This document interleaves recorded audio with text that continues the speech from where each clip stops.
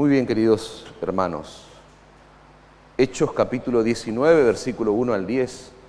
El título del sermón, El Espíritu Santo, el fundamento de una iglesia viva, la segunda parte. Vamos a leer una vez más el pasaje.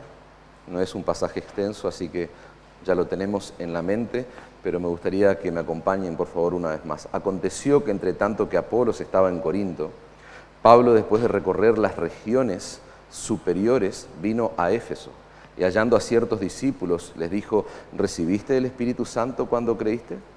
Ellos le dijeron: ni siquiera hemos oído si hay Espíritu Santo. Entonces dijo: ¿en qué pues fuiste bautizado? Ellos dijeron: en el bautismo de Juan.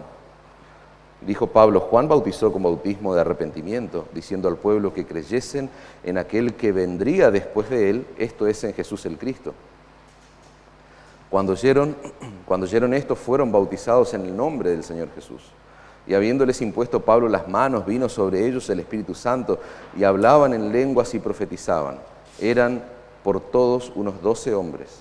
Y entrando Pablo en la sinagoga, habló con denuedo por espacio de 3 meses, discutiendo y persuadiendo acerca del reino de Dios, pero endureciéndose algunos y no creyendo, maldiciendo el camino delante de la multitud, se apartó Pablo de ellos y separó a los discípulos, discutiendo cada día en la escuela de uno llamado Tirano. Así continuó por espacio de 2 años, de manera que todos los que habitaban en Asia, judíos y griegos, oyeron la palabra del Señor Jesús. Hasta ahí la porción de texto, hermanos. Anoche vimos claramente la obra del Espíritu Santo, el trabajo activo que llevó a cabo el Espíritu del Señor en la conversión de estos hombres que tienen un encuentro allí con el apóstol Pablo en la ciudad de Éfeso. Vimos que sin la intervención del Espíritu Santo, lisa y llanamente no hay iglesia, no hay transformación, no hay discípulos verdaderos, si no está activa la obra de su Espíritu en medio nuestro. Enfatizamos mucho este principio de que no es nuestra elocuencia, no son nuestras estrategias o esfuerzos humanos los que producen un cambio real y genuino en las personas, sino que es la obra soberana de Dios por medio de su Santo Espíritu, por medio de su Santo Espíritu. Y este principio es fundamental porque nos recuerda, hermanos, que la iglesia no es una institución meramente humana. Decíamos ayer, no es una organización, sino que es un organismo, es una obra viva de Dios. Cuando el Espíritu Santo de Dios está obrando, nuestros corazones, que son corazones de piedra, son corazones transformados, dice la palabra de Dios. Los pecadores que están muertos en delitos y pecados, ellos reciben vida. Los que estaban en tinieblas, dice la Escritura, son trasladados a la luz admirable que es Cristo Jesús. Y así ocurrió con estos discípulos que eran discípulos de Juan el Bautista, que tienen el encuentro allí con el apóstol Pablo.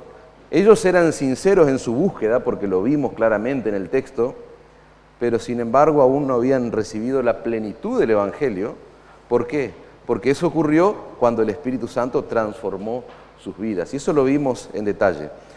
No hace falta profundizar más al respecto, pero lo que vamos a hacer hoy es continuar viendo cómo la obra de Dios, mediante su Espíritu Santo, no solo impacta corazones en el plano individual, sino que también hace que avance su Evangelio de manera poderosa en este mundo caído en el cual la Iglesia está llevando a cabo la proclamación del Evangelio. A medida que el Evangelio se predica con fidelidad, hermanos, se levantan genuinos discípulos del Señor y eso hace que la iglesia se fortalezca. Pablo no solamente se aseguró que estos hombres entendieran la verdad, porque decíamos, no hay tanto detalle al respecto, pero entendemos que él les predicó el Evangelio y de esa forma él impone sus manos y desciende el Espíritu Santo sobre ellos. Pero él no solamente se aseguró de que ellos entendieran el Evangelio, sino que también, dice el texto, que permaneció enseñando en la ciudad de Éfeso, discipulando y estableciendo lo que podríamos entender como el fundamento, la base sólida para la expansión del Evangelio en esa región.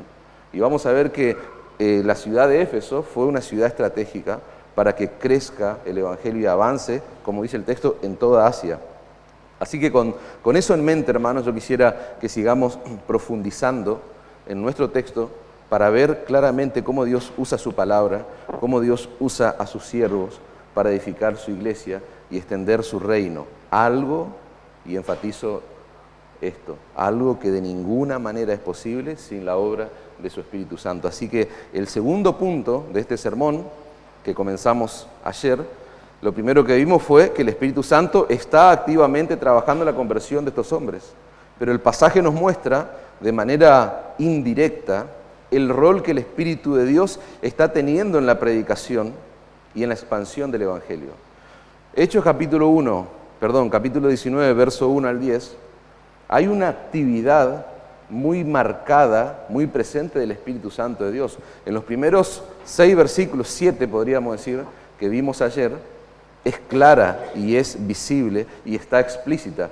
Pero a partir del 8 al 10, no está de manera explícita, pero sí de manera implícita, porque nosotros vemos que el Espíritu Santo sigue y sigue obrando en esa obra, valga la redundancia, que comenzó ya en esa ciudad muy particular que veíamos ayer algunas características. Dice el verso 8, entrando Pablo en la sinagoga, habló con denuedo por espacio de 3 meses, discutiendo y persuadiendo acerca del reino de Dios.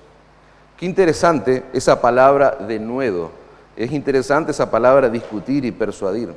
Esa habilidad, hermanos, de hablar con denuedo la palabra de Dios, esa habilidad de hablar con coraje, de hablar con valentía, en medio de riesgos, como era el escenario, en medio de amenazas, porque vemos que surgen maldicientes, gente que empieza a rechazar enemigos visibles del Evangelio. Esa habilidad de hablar con denuedo en medio de amenaza, en medio de dificultades, en medio de la opresión que tuvo que soportar Pablo en sus viajes misioneros, en medio de la oposición, esa, hermanos, es una habilidad dada por el Espíritu Santo. Por eso vemos de manera implícita, les decía antes, el rol que está cumpliendo el Espíritu de Dios en la predicación de Pablo. A mayor llenura sería la idea, mayor denuedo yo voy a tener para proclamar, para hablar la palabra de Dios. Esa es la idea, hermanos. Un creyente lleno del Espíritu Santo es un creyente que vive en santidad, que tiene pasión por la palabra de Dios y es valiente en el testimonio del Evangelio. Entonces, si vos querés hablar la palabra de Dios con mayor facilidad, con menor vergüenza, con mayor coraje, lo que vos necesitas es más llenura del Espíritu Santo, si es tu caso, si sos un creyente verdadero de Cristo. La llenura del Espíritu Santo, hermano, está ligada a cómo la palabra de Dios va moldeando tu mente y tu corazón. Porque estar lleno de su Espíritu es estar lleno de su palabra, es estar lleno de la palabra que inspiró el mismo Espíritu del Señor. Hay un pasaje que ahora solamente lo voy a leer, después vamos a hacer una aplicación al final, en la conclusión, pero hay un escenario que es hermoso. Hechos capítulo 4, versículo 31, dice lo siguiente: cuando hubieron orado, el lugar en que estaban congregados tembló y todos fueron llenos del Espíritu Santo y hablaban con denuedo la palabra de Dios. ¿Cuál es el escenario? Persecución. Pedro y Juan están siendo encarcelados, están siendo amenazados por los líderes judíos, les impiden que sigan hablando y la iglesia allí, dice Lucas, el autor de Hechos, está clamando, está orando. Y fíjense el orden: oraron, ese lugar tembló, dice la Escritura, fueron llenos del Espíritu Santo, ¿y qué ocurrió? Hablaban la palabra de Dios con valor, con denuedo. ¿En medio de qué? En medio de las dificultades, en medio de la opresión espiritual, opresión que tiene su origen en el mismo infierno, opresión que tiene su origen en huestes espirituales de maldad, como dice la Escritura. Nosotros no podemos ver nuestros enemigos espirituales, pero son reales. Hay una lucha que el cristiano y que la iglesia de Cristo está librando día tras día y que ocurre en un plano que no vemos. Nosotros podemos ver los enemigos humanos del Evangelio, pero detrás de ellos sabemos que está la obra de Satanás y sus huestes espirituales de maldad. Ayer veíamos este pasaje, hacíamos alusión en la reunión que tuvimos con los hombres y decíamos que probablemente la tierra no tiemble cuando nosotros clavemos nuestras rodillas y oremos, pero de algo podemos estar seguros, decíamos, de que Dios nos va a fortalecer para que proclamemos a Cristo con valor, con valentía, incluso si tenemos que enfrentar rechazo o cualquier tipo de oposición, porque hoy hay también oposición en medio nuestro y en medio de este contexto donde tal vez no somos perseguidos, pero hay opresión y hay oposición, hermanos. El texto dice que Pablo estuvo en la sinagoga por 3 meses hablando con denuedo discutiendo o debatiendo, sería la idea. Fíjense que para poder discutir la palabra de Dios, eso se podría considerar con un término técnico que es apologética. Pablo, no solo en sus viajes misioneros, sino también en sus cartas, en las iglesias que fueron plantadas, ayer veíamos también esto con los hombres, él tuvo que hacer apologética, él tuvo que hacer defensa de su ministerio. Pero en este caso, él está hablando con denuedo, dice el texto, está debatiendo, está persuadiéndolos acerca del reino de Dios. Y para poder discutir la palabra de Dios, para hacer defensa de la fe, se necesita exclusivamente, hermanos, aunque el texto no lo dice, pero nosotros sabemos por la antesala que tenemos, se necesita que el Espíritu Santo esté trabajando activamente. No solo en la conversión de esos hombres, sino vigorizando el trabajo, fortaleciendo la obra del apóstol, el ministerio del apóstol Pablo. Nosotros necesitamos discernimiento, hermano, para separar la verdad del error. Necesitamos discernimiento para que cuando debatimos o discutimos, la persona que tenemos enfrente quizás y que nos hace contra, no nos confunda. Hay gente que es especialista en llevar un debate, una discusión, al punto de la confusión. Y nosotros como cristianos necesitamos discernimiento para no ser engañados en medio de la discusión, para no ser desviados en medio de un debate. Dice el texto que Pablo intentó persuadirlos acerca del reino de Dios. Y esa habilidad de persuadir a alguien para que ponga su fe en la persona y en la obra de Jesucristo, no depende de la elocuencia y de la oratoria de la persona. No depende ni siquiera del carisma de la persona. No depende de cuánta Biblia yo sepa. No depende de cuántos seminarios yo haya hecho o cuántos yo haya estudiado. No depende de las estrategias que usemos. A nosotros nos gusta usar estrategias para persuadir a las personas. Depende de una sola cosa. ¿Y de qué depende? Que alguien sea persuadido y que sea llevado a la cruz de Cristo. Depende de la obra del Espíritu de Dios, hermanos. El mejor apologista, el mejor teólogo, el mejor erudito del mundo no puede debatir y argumentar con alguien y hacerlo entrar al reino de los cielos con su debate, hermanos. Eso no ocurrió jamás y nunca va a ocurrir, hermanos. Entonces, no importa cuán inteligente seas, no importa cuán inteligente sea la persona que predica, tampoco importa cuán inteligentes sean las personas que escuchan. A veces nos sentimos inhibidos porque tenemos delante nuestro quizás intelectuales, personas pensantes y demás. No importa. No importa la condición del que proclama, no importa la condición del que escucha. La persuasión de llevar a una persona de la oscuridad a la luz, de la muerte a la vida, del error a la verdad, es una obra completa del Espíritu Santo, de principio a fin, hermanos. Para que esta gente entienda lo que Pablo estaba explicando, el Espíritu de Dios está activamente trabajando allí en medio de ellos. Dice que él estaba discutiendo y persuadiendo acerca del reino de Dios. Y yo quisiera que nos detengamos unos minutos a profundizar esa expresión, esa frase, el reino de Dios, porque es una frase común quizás en nuestro lenguaje, en nuestra predicación, y es muy común en la Escritura, especialmente en el Nuevo Testamento. El reino de Dios aparece 4 veces en el Evangelio según Mateo. Aparece 14 veces en Marcos. 32 veces aparece en el Evangelio de Lucas. 2 veces aparece en el Evangelio de Juan. 6 veces en el libro de Hechos. 8 veces en las cartas de Pablo y una sola vez aparece en el libro de Apocalipsis. Ahora, la pregunta frente a esta realidad, y esto no es muy difícil hacerlo, hermanos, si tienen alguna aplicación en su computadora, en su teléfono, pueden buscar la frase y ahí les va a dar todo lo que yo les estoy explicando. Pero ahora, esos datos o esa información, ¿no te parece que es un tema importante el reino de Dios en el Nuevo Testamento? Es lo que Pablo está persuadiendo y está discutiendo con ellos. A esos números que yo le acabo de pasar habría que sumarle las veces que aparece la misma frase, pero de una forma similar, que es el reino de los cielos o el reino de Cristo. Por ejemplo, en el Evangelio de Mateo la frase el reino de los cielos aparece 33 veces. Cuando Cristo le enseña a orar a sus discípulos, Él le enseñó qué expresión, venga a nosotros, ¿qué cosa? Tu reino. Nosotros necesitamos entender, hermanos, a cabalidad qué es el reino de Dios, porque es una frase, como dije antes, que la usamos habitualmente. Y me gusta la definición que da un autor, un estudioso acerca de este pasaje. Dice, el reino de Dios es una realidad presente y es una realidad futura. Es ambas cosas. Y hace una comparación de esa realidad, de ese concepto del reino de Dios, con algo tan precioso, tan glorioso que disfrutamos aquellos creyentes en Cristo, que es nuestra salvación. Cierro la cita y dice, tal como sucede con nuestra salvación, dice este autor, que es una realidad presente y al mismo tiempo es una realidad futura. Tiene sentido y es coherente.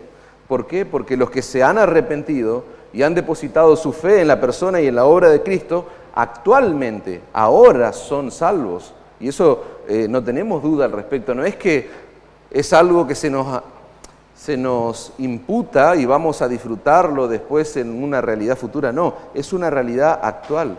Pero también es muy cierto, hermano, que esa preciosa salvación que hoy disfrutamos los cristianos va a ser consumada plenamente así, cuando nos encontremos con nuestro Señor, con nuestro Salvador, con el autor de nuestra salvación. Cuando Cristo le habló a sus discípulos sobre el tema, Él les dijo claramente que el reino de los cielos ya estaba entre ellos.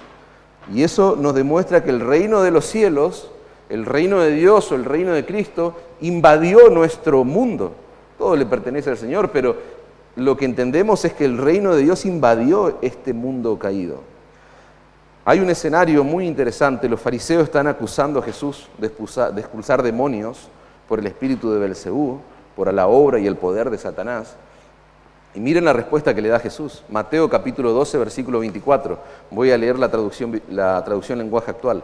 Pero algunos de los fariseos oyeron a la gente y pensaron, Jesús libera los demonios, Jesús libera de los demonios a la gente, porque Belcebú, el jefe de los demonios, le da poder para hacerlo. Mateo 12, versículo 27, dice la misma traducción, lenguaje actual, dice, según ustedes, y acá viene la confrontación del Señor, yo expulso los demonios porque Satanás me da ese poder. Si eso es cierto, entonces, ¿quién les da poder a los discípulos de ustedes para echar fuera demonios? Si ustedes me responden que Dios les da ese poder, quedará demostrado que ustedes están equivocados. Y si yo echo fuera los demonios con el poder del Espíritu de Dios, con eso, dice el Señor, les demuestro que el reino de Dios ya está aquí. Dice la Reina Valera 60, ciertamente ha llegado a vosotros el reino de Dios. Amén, amén, decimos a eso, hermanos. En Lucas encontramos lo siguiente, Lucas 17, versículo 20, habiéndole preguntado a los fariseos cuándo vendría el reino de Dios, Jesús les respondió y les dijo, el reino de Dios no viene con señales visibles, ni dirán, mirad, aquí está, o allí está, porque he aquí, el reino de Dios entre vosotros está. Y es interesante que el texto no dice que estará, sino que es enfático el autor, está, es tiempo presente. Entonces, cuando hablamos del reino de Dios, hermano, hay algo que tenemos que entender de manera clara y específica.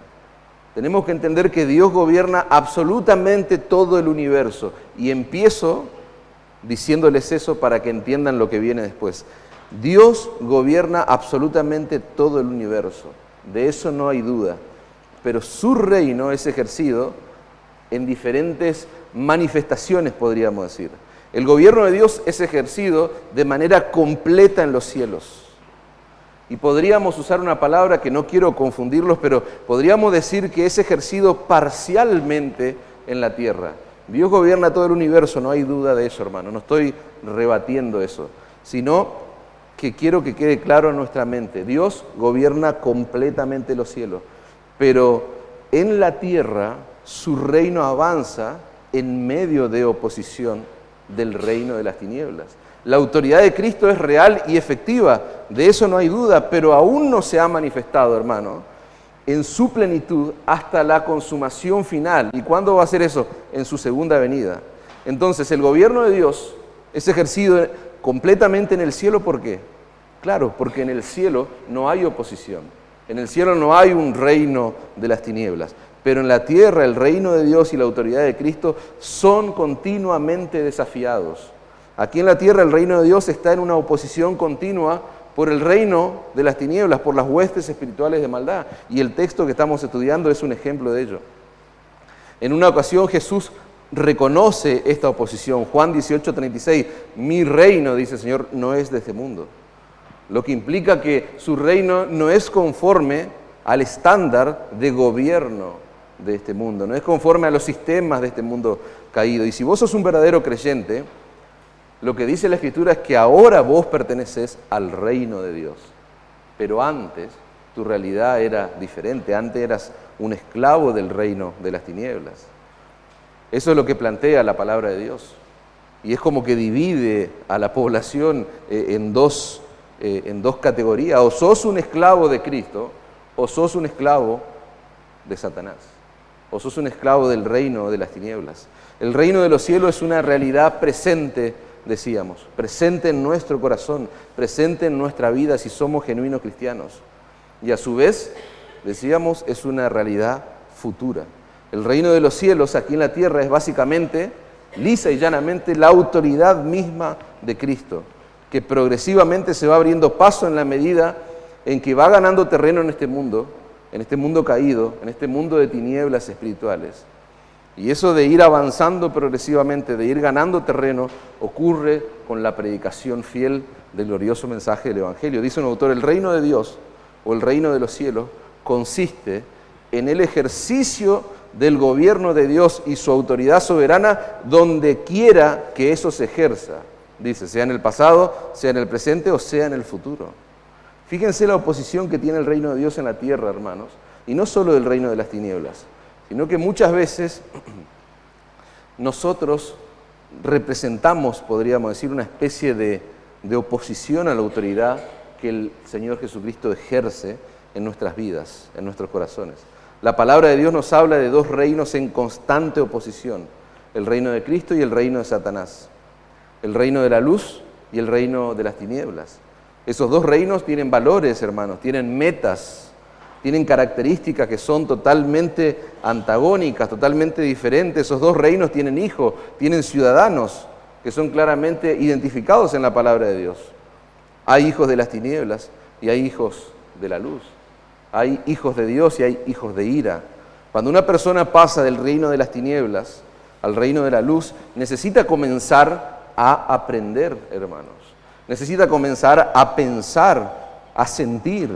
Necesita comenzar a elegir y a decidir, a discernir de una manera total y absolutamente diferente. ¿Por qué? Porque en el reino de Dios no podemos ver, no podemos hablar, no podemos valorar, no podemos pensar, no podemos caminar, no podemos vestirnos, no podemos consumir, no podemos gastar, y todos los verbos que vos quieras agregarle ahí, de la manera en cómo lo hacíamos cuando estábamos en el reino de la oscuridad, en el reino de las tinieblas. Ahora estamos en el reino de la luz, estamos en el reino de Dios. El reino de Dios es una realidad en nuestra vida, en nuestro corazón, si somos cristianos. El reino de la luz se va abriendo paso, decíamos, a través de la predicación del Evangelio. Y nosotros somos un claro ejemplo de eso. Donde antes reinaban las tinieblas, ahora reina la luz de Cristo. Nosotros, los cristianos, los creyentes de este lugar.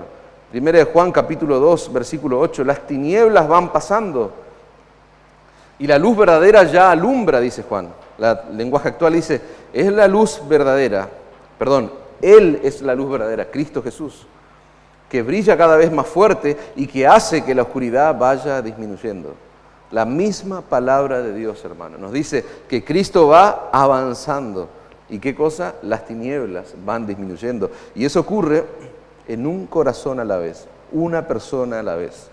Por eso nunca nunca debemos dejar de proclamar a Cristo y este crucificado, una y otra vez, hermanos. Los hijos del reino de Dios y los hijos del reino de las tinieblas, la Escritura nos enseña que van a crecer juntos. Hay una triste realidad que rodea a la iglesia de Cristo y eso lo vemos justamente al principio de este libro. No me quiero meter en detalle, pero en el capítulo 5 hay dos personas, Ananías y Zafira, en la misma iglesia del Señor. Eso nos demuestra que en la misma iglesia del Señor hubo y habrá siempre esa mezcla de genuinos creyentes y falsos creyentes, de personas que creen que son hijos de Dios. La Escritura lo plantea. La misma palabra de Dios en la parábola del trigo y la cizaña, en la parábola de las 10 vírgenes, nosotros podemos ver creyentes, o sea, está dicho, está ya determinado que creyentes van a convivir con falsos cristianos hasta el final. ¿Por qué? Porque evidentemente, hermano, Dios tiene un plan, Dios tiene un propósito con esa mezcla que ocurre. Tener el libro de Apocalipsis en el canon de las Escrituras es un tesoro valioso, hermano, porque nosotros podemos saber lo que va a ocurrir al final, lo que va a pasar. Al final de la historia, Satanás ya no va a ser llamado más el príncipe o el rey de las tinieblas, o el príncipe de la potestad del aire, o el príncipe de este mundo. Porque dice Apocalipsis 11:15, el séptimo ángel tocó la trompeta, y hubo grandes voces en el cielo que decían, los reinos del mundo. ¿Y cuáles son los reinos del mundo? El reino de la maldad que hay en este mundo, el reino de Satanás, el reino de las tinieblas. Dice Apocalipsis, los reinos del mundo han venido a ser, ¿de quién? De nuestro Señor y de su Cristo, y Él reinará por los siglos de los siglos. ¿Te das cuenta el privilegio que es tener el libro de Apocalipsis en nuestras manos? Ya no más reino de tinieblas, no más reino de Satanás, sino que ahora el reino de Cristo por completo, hermanos. Antes dijimos que el reino de Dios es una realidad presente y es una realidad futura. Es una realidad presente porque el reino de Dios hizo morada en nuestros corazones. El reino de Dios está entre ustedes, decía el Señor. Sin embargo, ese reino tiene que crecer, tiene que madurar, tiene que avanzar en nosotros, hermanos. ¿Por qué? Porque hay áreas de nuestra vida que deben ser entregadas al reino de Cristo, al señorío de Cristo. Nosotros debemos examinarnos continuamente, hermanos, para identificar cuáles son esas áreas que aún no se han sometido al señorío y al reino de Cristo. El avance continuo del reino de los cielos en nuestra vida es un proceso vital, hermano, fundamental. ¿Para qué? Para que el pecado tenga cada vez menos influencia en nosotros. Ese es el proceso de transformación del creyente, de santificación en el que nos encontramos. Dice un autor al respecto, nuestras vidas están llenas de formas mundanas de pensar. Es lo que decíamos antes. Antes en el reino de las tinieblas pensábamos, creíamos, hablábamos, actuábamos de cierta forma, ahora eso ha cambiado. Y cito este autor, dice, nuestras vidas están llenas de formas mundanas de pensar, de hablar, de exigir, de cuestionar, de esperar, de actuar, de valorar, de desear, de juzgar, de divertirnos. Y el reino de Cristo debe ir ganando terreno en nuestros corazones, ¿para qué? Para que esas formas mundanas vayan desapareciendo. ¿Cuál es la idea? La idea es que cada vez sea más visible el nuevo hombre, el nuevo hombre creado según Cristo.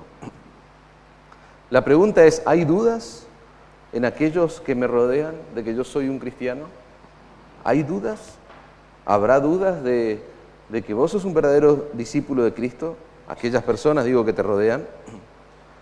La idea, hermanos, es que aquellos que me rodean no tengan que hacerme la misma pregunta que Pablo les hizo a estas personas. ¿Vos recibiste el Espíritu de Dios cuando te convertiste? Decíamos ayer, no tenemos claro en el pasaje qué es lo que vio Pablo o qué es lo que escuchó, pero hubo algo que los llevó a preguntar, ¿ustedes son verdaderos discípulos de Cristo? ¿Recibieron el Espíritu Santo? Bueno, la idea es que eso no ocurra con nosotros, hermano. Por eso necesitamos ser parte de una iglesia fiel, una iglesia bíblica, una iglesia centrada en el Evangelio. ¿Por qué? Porque es el Evangelio el que confronta a los mismos creyentes. A los creyentes, alguna vez me dijeron, el Evangelio es para afuera de la iglesia. Es mentira. El Evangelio es para afuera y es para adentro, con más razón. Es el Evangelio el que confronta a los mismos creyentes. ¿Para qué? ¿Cuál es la confrontación? A que el reino de Cristo crezca en el corazón de ellos. ¿Por qué? Porque ellos ya le conocen. Y es el Evangelio el que confronta al incrédulo, adentro y afuera. ¿Para qué? Para que el reino de Cristo sea instaurado plenamente en ese corazón. La realidad presente del reino de los cielos, hermano, se aplica entonces tanto a creyentes como a incrédulos. A algunos los confronta, los exhorta y los lleva a avanzar. A otros los confronta y los llama al arrepentimiento y a la fe en Cristo. Y eso ocurre gracias a ¿qué? Gracias a ese mensaje glorioso de buena noticia que es el Evangelio. Continuamos, hermano. lo que ocurre a continuación es la predicación de Pablo. Nosotros vemos que esa predicación de Pablo genera que algunas personas rechazo. Fíjense, algunos autores le han llamado a la resistencia del Espíritu Santo, a esta especie de dureza que surge, ¿no es cierto?, cuando es proclamada y es predicada una y otra vez la palabra de Dios. Endureciéndose algunos, dice el verso 9, no creyendo, maldiciendo el camino delante de la multitud, se apartó Pablo de ellos y separó a los discípulos, discutiendo cada día en la escuela de uno llamado Tirano. Fíjense qué interesante, esa palabra endureciéndose nos habla de un corazón duro, valga la redundancia, de un corazón cerrado hacia Dios, que se va endureciendo a lo largo de un proceso, que se va endureciendo a través de un proceso. Pablo estuvo ahí, dice el texto, durante 3 meses proclamando el Evangelio de Cristo, y evidentemente eso generó que algunos corazones se fueron endureciendo poco a poco, progresivamente contra el Evangelio. Estos hombres rechazaron el mensaje del Evangelio desde el minuto 1. Luego ese rechazo se transformó en algo cotidiano. No es que empezaron bien y después... No, ellos lo rechazaron en su corazón desde el primer minuto en que escucharon la proclamación del Evangelio. Pero esa predicación constante, continua, transformó ese rechazo en algo cotidiano que endureció el corazón de ellos. Cuando se rechaza reiteradamente la verdad, hermanos, los corazones se endurecen y el mensaje de salvación, ¿saben en qué se convierte? El mensaje glorioso del Evangelio, ¿saben en qué se convierte? En olor de muerte para muerte, dice un autor. Y eso es fuerte. El glorioso mensaje de salvación, cuando se proclama una y otra vez, es rechazado, es confrontado en nuestro corazón hacia ese mensaje, hay olor de muerte para muerte. Dice el lenguaje actual, pero algunos judíos se pusieron tercos, dice el mismo texto que estamos estudiando, se pusieron tercos y no quisieron creer. Al contrario, comenzaron a decirle a la gente cosas terribles de los seguidores de Jesús. Esos serían los del camino, así se identificaban ellos. Al ver esto, Pablo dejó de reunirse con ellos y acompañado de los nuevos seguidores, comenzó a reunirse todos los días en la escuela de un hombre llamado Tirano. Estas personas no solo no querían oír el Evangelio, hermanos, sino que ellos fueron un poco más allá y comenzaron a hablar mal del Evangelio y de las personas que predicaban el Evangelio, en este caso el apóstol Pablo. Se endurecieron, dice la Biblia de las Américas, y se volvieron desobedientes hablando mal del camino ante la multitud. Ese endurecimiento de sus corazones hacia el Evangelio no solo generó que no quisieran oír, sino que se volvieran enemigos del mensaje y del mensajero. Ayer hablábamos y veíamos que Pablo tiene que defender su ministerio en Tesalónica por los enemigos del Evangelio que había en esa ciudad. Y decíamos, el interés de Pablo no está en su buen nombre, el interés de Pablo está en la oposición que está teniendo el mensaje que él está proclamando. Y es lo mismo que está ocurriendo aquí con este grupo de judíos que están escuchando una y otra vez el mensaje del Evangelio. Ellos comenzaron a hablar mal del camino, y el camino era el nombre con el que los cristianos fueron identificados por la gente del Imperio Romano en aquel entonces, en el primer siglo. Ahí van los del camino, le decían. Cuando Esteban estaba siendo apedreado, hermanos, él estaba predicándoles a aquellos que lo estaban matando, Hechos capítulo 6 en adelante. Fíjense lo que dice en el capítulo 7, versículo 51. Duros de cerviz e incircuncisos de corazón y de oídos, vosotros, fíjense qué interesante, resistid siempre al Espíritu Santo, como vuestros padres, así también son ustedes. Esteban está hablando de las personas que estaban frente a él y que tenían un corazón de piedra, que se estaba resistiendo a la actividad, a la acción del Espíritu de Dios. Y eso es lo mismo que está pasando en nuestro pasaje. Vimos que Pablo pasó 3 meses en la sinagoga. La primera vez que él visita la ciudad de Éfeso, decíamos ayer, tuvo una buena recepción, una buena bienvenida a la gente que quería que se quede más tiempo con ellos. Luego él regresa, comienza a predicar y a enseñar, y en ese periodo de tiempo algunos se endurecieron, dice Lucas, y se opusieron a él, y por consecuencia se opusieron, según esta predicación gloriosa de Esteban a sus asesinos, esta gente se está oponiendo al ministerio del Espíritu Santo. Se apartó Pablo de ellos, separó a los discípulos, discutiendo cada día en la escuela de uno llamado Tirano, verso 10, así continuó por espacio de 2 años, de manera que todos los que habitaban en Asia, judíos y griegos, oyeron la palabra del Señor Jesús. Fíjense que Pablo se muda a la escuela de un personaje. Tirano no es por el término que usamos nosotros, es tirano, una persona tirana, no. Tirano era el nombre, no sabemos exactamente lo que era la escuela de Tirano, pero se cree o se piensa que era una especie de local. Físicamente, ¿dónde está él? En la sinagoga, proclamando por espacio de 3 meses, encuentra a estos maldicientes, encuentra esta oposición, y él se retira a la escuela de Tirano, a un local, a un lugar físico, y se cree que tal vez era un lugar usado por filósofos en aquella época, donde iban y enseñaban durante largas horas en el día, y muchos estudiosos creen que ese lugar fue elegido por el apóstol Pablo para seguir proclamando el Evangelio. Yo pensaba, porque quiero bajar una aplicación en cuanto a la realidad que nos involucra a nosotros como iglesia local, a nuestros hermanos de San Juan, a los hermanos también que están allí en Buenos Aires. Miraba este texto y pensaba, y me llamó poderosamente la atención, porque podemos deducir una aplicación para el contexto de plantación o de consolidación de una iglesia. Una iglesia se planta en un lugar, se consolida, y no es que termina, eso se sigue consolidando hasta el día que el Señor venga a buscar a su iglesia. Y me llama poderosamente la atención, yo no sé ustedes, pero la decisión, y voy a usar una mala palabra, que es la palabra estrategia. Ahora voy a hacer una aclaración, porque ayer estuve hablando en contra de las estrategias humanas, hoy seguía hablando en contra de que es la obra del Espíritu Santo, no la estrategia de hombre, pero permítanme usar esa palabra. Pablo toma una decisión estratégica, hermanos. Se apartó de ellos y separó a los discípulos, discutiendo cada día en la escuela de uno llamado Tirano. Esto nos muestra a nosotros, hermanos, la necesidad de discernimiento. Y acá, más que estrategia, hay un hombre que está tomando una decisión estratégica, pero que está lleno del Espíritu Santo, y él tiene discernimiento. Porque eso es lo que nosotros necesitamos en la plantación de iglesia, en la consolidación de una iglesia. Eso es lo que nosotros necesitamos, hermano, en la revitalización de una iglesia.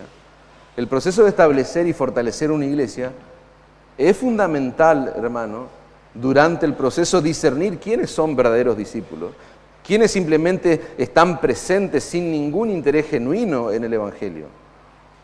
¿Por qué? Porque la labor de la iglesia no es reunir multitudes, sino formar discípulos que realmente quieran aprender y que quieran seguir a Cristo. Esa es la labor que tiene la iglesia. Proclamar el Evangelio a los perdidos, edificar a los creyentes, a los discípulos del Señor. Pablo predicó fielmente en esta sinagoga, pero cuando algunos endurecieron sus corazones y se opusieron al mensaje, en lugar de insistir y de desgastarse en un trabajo infructuoso, dice el texto que se apartó de ellos. ¿Y qué es lo que hizo? Enfocó sus esfuerzos en aquello que realmente estaban dispuestos a ser enseñados y a ser discipulados. Entonces no se trata de rechazar a alguien que tal vez tiene duda o que tiene dificultad en su fe. No, se trata de reconocer cuando un grupo de personas se convierte en un obstáculo persistente. ¿Para qué? Para que la obra del Evangelio avance en un lugar. Y hay principios que yo quiero aplicar, hermano, en base a la realidad que nos rodea a nosotros. Punto número 1, la oposición y la incredulidad son una realidad. Ayer lo hablábamos con los hombres y hoy el texto que estamos estudiando lo vemos claramente. Así como en Éfeso, en cualquier lugar donde haya un esfuerzo por plantar, por consolidar una iglesia, habrá personas que se resistan a la verdad. Nosotros no podemos esperar que todos respondan con fe y obediencia. Si sos un plantador de iglesia, ya sabés que si no, las iglesias estarían rebosando de gente, y no es esa la realidad que nos rodea. Algunos van a escuchar y van a caer rendidos a los pies del Señor, pero otros van a endurecerse. Y la proclamación continua de ese mensaje los va a transformar en piedra a esas personas. Entonces, la oposición y la incredulidad son una realidad. Enfocarse en los discípulos fieles, otro principio que derivamos como aplicación de este pasaje. Es lo que hizo Pablo, separó a los discípulos. ¿Para qué? Para instruirlos mejor. Acá no hay discriminación, no hay segregación, no. Él dejó a aquellos que eran un obstáculo para que el Evangelio avance en esa ciudad y se enfocó en los verdaderos discípulos. Y esto nos enseña, hermano, que hay momentos en que vamos a sacar la palabra estratégico y vamos a usar una palabra más bíblica, en que es sabio dedicar tiempo y recursos ¿a quiénes? A aquellos que realmente quieren aprender, a aquellos que realmente son tierra fértil, a aquellos que realmente tienen un corazón enseñable y quieren crecer en la fe. Es sabio hacer eso, en lugar de estar gastándonos, tratando de convencer a quienes persistentemente rechazan. Y quizás no de manera verbal, pero sí con sus hechos, sí con su falta de compromiso, sí con su falta de responsabilidad. Este tipo de estrategia sí importa en la obra de Dios, hermano. No las otras humanas, sino esas estrategias o esa sabiduría que tiene su origen en la obra del Espíritu Santo. Pablo no dejó de predicar cuando enfrentó resistencia. ¿Qué es lo que hizo? Cambió de lugar y de método. Tenía una multitud donde había opositores. Listo, llevemos a los discípulos a otro lugar. En lugar de seguir en la sinagoga, fue a este lugar, a la escuela de este hombre allí. ¿Para qué? Para continuar edificando a estos creyentes, continuar proclamando el Evangelio. Y eso nos anima a ser sabios, hermanos, en nuestras decisiones. Y me permiten de nuevo, por favor, usar en nuestras estrategias. Buscando siempre, ¿qué cosa? Que el reino avance, hermanos. Y otro punto, hermanos, difícil de digerir para aquellos que trabajamos en la obra del Señor. No todo el que está cerca es un discípulo genuino de Cristo. No todo el que está cerca. En la plantación de iglesia o en el fortalecimiento de una congregación o en la consolidación de una iglesia, habrá personas que muestren interés superficial, pero que no están comprometidas con el Evangelio ni con la iglesia local. Y nosotros tenemos que orar, no solo los pastores, toda la iglesia, debemos orar por discernimiento. ¿Para qué? Para identificar quiénes son los verdaderos discípulos y ahí poner nuestro foco de trabajo y nuestra atención. Entonces, hermanos, para cerrar esta aplicación, como iglesia, especialmente aquí en este lugar, en San Juan, nuestros hermanos que están en Buenos Aires, nosotros debemos aprender de la sabiduría del apóstol Pablo. ¿Dónde? Sabiduría reflejada, ¿dónde? En la plantación de una iglesia que va a generar una expansión del Evangelio, la ciudad de Éfeso. No todo el que escucha el Evangelio lo recibirá, por lo cual no debemos gastarnos en la gente que rechaza la verdad. En su lugar debemos invertir tiempo, esfuerzo en aquellos que realmente han sido afectados, transformados por el Espíritu Santo y desean ser discípulos fieles de Cristo, hermanos. Nuestro pasaje dice que Pablo hizo eso durante 2 años consecutivos. Y ahí podemos ver el ministerio de Pablo, podemos ver el tiempo que duró el ministerio del apóstol Pablo en la ciudad de Éfeso. Y dice el texto, todos los que vivían en Asia oyeron la palabra del Señor, tanto judíos como griegos. Este hombre, guiado, fortalecido por el Espíritu Santo, trastornó toda esa región, toda Asia. En el libro de Apocalipsis, hermanos, nosotros podemos leer acerca de varias iglesias. ¿Se acuerdan el mensaje a las iglesias? Laodicea, Esmirna, Tiatira y otra lista más. ¿Qué lugares eran esos? Todas esas iglesias estaban en la misma área geográfica donde Pablo llevó a cabo su ministerio por un periodo de casi 3 años. Entonces se dan cuenta por qué razón Dios usó a Pablo de una manera especial frente a estos discípulos. Dijimos, le impuso las manos, ayer leíamos eso, y el Espíritu Santo descendió, le predicó el Evangelio, le impuso las manos, y el Espíritu Santo, y decíamos, eso es algo extraordinario. Estos hombres empezaron a hablar en lengua, a profetizar, eso no volvió a ocurrir, pero fue necesario. ¿Para qué? Para el impacto que tuvo al punto de que seminó de iglesias toda Asia, hermanos. Y eso para nosotros tiene que ser un modelo claro, visible, de cómo el Espíritu Santo impulsa la misión. Dijimos, lo vimos activo convirtiendo a esos hombres y ahora lo vemos activo trabajando en la vida del apóstol Pablo, en la vida de todos estos nuevos discípulos, impulsando la misión. ¿Por qué? Porque es la obra del Espíritu Santo lo que hizo que la predicación sea proclamada con poder. Es la obra del Espíritu Santo lo que hizo que estos hombres, estos creyentes, perseveraran a pesar de la oposición. Es la obra del Espíritu Santo lo que generó la expansión del Evangelio, la plantación y la consolidación de iglesias que dependieron del poder del Espíritu, no de herramientas de inteligencia, de estrategias humanas. Y hoy, hermanos, quiero cerrar el desarrollo de este sermón diciéndoles que hoy enfrentamos oposición también al predicar el mensaje del Evangelio. Pero si estamos llenos del Espíritu, no tenemos que retroceder, no tenemos que rendirnos, al contrario, debemos avanzar, plantando más iglesias, evangelizando, hermanos, formando discípulos. Y eso solo traerá fruto si se hace en la dependencia del Espíritu Santo. Amén. Vamos a concluir el sermón, hermanos. Conclusión. Vimos la importancia del Espíritu Santo en la consolidación de esta iglesia, en esta ciudad, allí en la ciudad de Éfeso. Aprendimos que el Espíritu Santo es el fundamento, decíamos, de una iglesia viva. ¿Por qué? Porque Él le da poder, le da crecimiento. Sin el Espíritu Santo, la iglesia, decíamos ayer, es un edificio vacío. Es un lugar, un espacio físico, hueco, nada más. En realidad, la iglesia con el Espíritu Santo es un organismo vivo, decíamos, que glorifica a Dios, que expande su reino. Y hoy más que nunca necesitamos iglesias que estén llenas del Espíritu Santo. Hay iglesias que están llenas de gente. Con esto no quiero hacer una apología de que ser poco es espiritual, no. Pero hay iglesias que están saturadas de personas, pero no están llenas del Espíritu Santo. Nosotros necesitamos iglesias llenas del Espíritu Santo, iglesias verdaderas de Cristo. Necesitamos su poder, el poder del Espíritu. ¿Para qué? Para que el Evangelio avance en nuestra ciudad.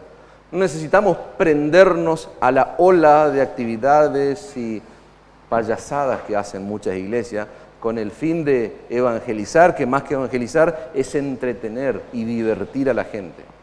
El Evangelio tiene oposición, no tiene diversión. No es divertido que te digan, sos un miserable pecador, necesitas arrepentirte, derramá tu vida, arrepentite, andá a Cristo en arrepentimiento y fe. No, eso no es popular. Bueno, no necesitamos, hermano, activismo o pavadas, necesitamos poder, el poder del Espíritu. ¿Para qué? Para que el Evangelio avance en esta ciudad y hasta lo último de la tierra. Pero ¿saben qué? Y acá quisiera llamar toda su atención, estamos en un tiempo prudencial todavía del sermón. Yo quisiera llamar toda su atención, hermanos.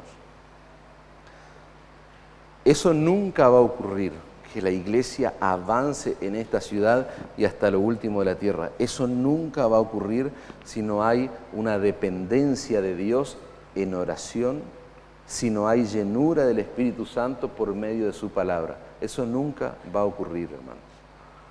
Ayer hablábamos con los hombres y evaluábamos en cierta forma nuestra vida y decíamos, ¿cómo está nuestra vida de oración en relación al tiempo que quizás invertimos en un sermón, estudiando, preparando a aquellos que les toca predicar? Y todos caíamos en la cuenta, era humillante reconocer que nuestra vida de oración es debilitada. Entonces, si queremos que el Evangelio avance, si queremos que la iglesia esté cada vez más fortalecida, nunca va a ocurrir eso si no, esta iglesia no depende de Dios en oración y si no está llena de su Espíritu Santo por medio de su palabra. Y ahora sí yo les dije que al final del sermón, en la conclusión, le iba a hacer mención de Hechos capítulo 4. Los líderes judíos de la nación de Israel allí se reunieron y le prohibieron a los apóstoles, a Pedro y a Juan, no prediquen más en el nombre de Cristo. Hubo milagros, prodigios y maravillas, pero a ellos no les importaban los milagros. No prediquen más, no lo nombren más ni siquiera a ese, porque si no los vamos a apedrear, los vamos a encarcelar, los vamos a destruir, amenaza sobre amenaza. Hechos 4:17, para que no se divulgue más entre el pueblo, amenacémosle, dice, para que no hablen de aquí en adelante a hombre alguno en este nombre. Ellos no dijeron, vamos a prohibirle porque andan alborotando al pueblo, haciendo prodigios, milagros. No. Ellos no querían que se le hable a las personas en el nombre de Cristo, y llamándoles, les intimaron que en ninguna manera hablasen ni enseñasen en el nombre de Jesús. Ese es el contexto de persecución. Ahora, en ese contexto de persecución, los creyentes, es decir, la iglesia, ora, hermanos, pidiendo confianza y valor. Y miren lo que sucedió, Hechos 4:23. puestos en libertad, Juan y Pedro vinieron a los suyos. ¿Y quiénes eran los suyos? La iglesia, los del camino, vinieron a los creyentes, a la iglesia, y contaron todo lo que los principales sacerdotes y ancianos les habían dicho. Y ellos, la iglesia, los creyentes, habiéndolo oído, alzaron unánimes la voz a Dios y dijeron, y acá yo quiero invitarte a ver qué tipo de oración hicieron estas personas. Soberano Señor, tú eres el Dios que hiciste el cielo y la tierra, el mar y todo lo que en ellos hay, que por boca de David tu siervo dijiste. Es decir, estos creyentes, esta iglesia está orando la palabra de Dios, está hablando con Dios y está recitando la palabra, su palabra, porque le están diciendo, Señor, tú dijiste, ¿por qué se amotinan la gente y los pueblos piensan cosas vanas? Se reunieron los reyes de la tierra y los principales se juntaron en una contra el Señor y contra su Cristo, porque verdaderamente se unieron en esta ciudad contra tu santo Hijo Jesús, a quien ungiste, Herodes y Poncio Pilato, con los gentiles y el pueblo de Israel, para hacer cuanto tu mano y tu consejo habían antes determinado que sucediera. Y ahora, Señor, mira sus amenazas y concede a tus siervos que con todo denuedo hablen tu palabra, mientras extiendes tu mano para que se hagan sanidades y señales y prodigios mediante el nombre de tu santo Hijo Jesús. Cuando hubieron orado, hermanos, dice el texto, el lugar en que estaban congregados tembló y todos, no los predicadores, no los apóstoles, todos ellos fueron llenos del Espíritu Santo y hablaban con denuedo. ¿Quiénes? Los apóstoles. No, todos hablaban con denuedo la palabra de Dios. ¿Se dan cuenta el poder que tiene la oración? Ahora, ¿se dan cuenta el poder? ¿Cuál es el poder que tiene la oración? Yo no estoy hablando del temblor que hubo en ese lugar, hermanos. Eso es algo familiar para los hermanos, porque San Juan tiembla, ¿verdad? Tiembla cada tanto. Bueno, no acá, no es esta realidad. Pero lo extraordinario no es el temblor, hermanos. Yo estoy hablando de la llenura del Espíritu Santo. Yo estoy hablando de hablar con denuedo la palabra de Dios. Los pastores, no, todos, porque eso fue el resultado de la oración. Ellos escucharon la amenaza que recibieron sus apóstoles y todos unánimes empezaron a orar y empezaron a dirigirse al Señor y a clamar. Y eso resultó ¿en qué? Resultó en llenura del Espíritu, poder para hablar con denuedo la palabra de Dios. Todo eso fue el resultado de una iglesia, hermanos, que cayó rendida en oración a los pies del Señor. Entonces te das cuenta lo que nosotros necesitamos, y me adhiero a lo que dicen muchos predicadores, maestros sanos y fieles de la Escritura. No necesitamos mirar las pavadas de este mundo actual y el entretenimiento, necesitamos ir al origen, necesitamos ir a la iglesia primitiva, a una iglesia que oraba, a una iglesia que proclamaba la palabra de Dios, hermanos. Hablar del libro de los Hechos es hablar de la época activa del Espíritu Santo. Cuando nosotros miramos, más que Hechos de los Apóstoles, son hechos del Espíritu Santo.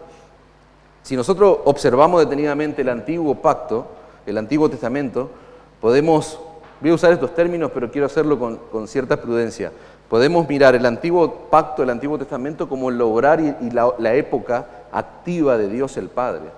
Cuando miramos el Nuevo Testamento, específicamente el periodo en que nuestro Señor Jesucristo estuvo en la tierra, podríamos decir en la época activa de Cristo mismo, la segunda persona de la Trinidad. Pero luego que el Señor asciende a los cielos, comienza la era de ¿quién? ¿Quién desciende? El Espíritu Santo de Dios. No es que deja de ser la era de Dios el Padre y la era de Dios el Hijo, sino que estamos hablando de aquel que está activo en esa triunidad, que es la esencia misma de Dios, aquel que está trabajando activamente. Y claramente, nosotros a partir del día de Pentecostés estamos en la era del Espíritu Santo. Juan 16:13, pero cuando venga el Espíritu de verdad, dice el Señor Jesucristo, Él los guiará a toda la verdad, porque no hablará por su propia cuenta, sino que hablará de todo lo que oyere y os hará saber las cosas que habrán de venir. Él me glorificará, dice, fíjense la tarea del Espíritu Santo, llevar gloria exclusiva a un solo lugar, a una sola persona, a Cristo Jesús. Tomará de lo mío y los hará saber, dice, todo lo que tiene el Padre es mío, por eso dije que tomará de lo mío, dice el Señor, y los hará saber. Y eso es lo que nosotros vemos en este libro, hermanos, en el libro de Hechos. El rol del Espíritu Santo en todas sus manifestaciones. ¿En qué cosa? En la conversión. Lo vemos a lo largo y a lo ancho de los 28 capítulos, en la conversión, en la preparación, equipando a los creyentes, en la predicación, en la defensa de la verdad, en la perseverancia en medio de la opresión, en medio de la oposición. Y ¿saben qué? Hoy, 2000 años después, nosotros podemos hablar y decir con total seguridad que el Espíritu Santo sigue haciendo lo mismo con nosotros. ¿Qué cosa? Conversión, preparación, equipamiento, predicación, defensa de la fe, permanencia en medio de la oposición, hermanos. Nosotros tenemos la necesidad imperiosa de depender del Espíritu Santo.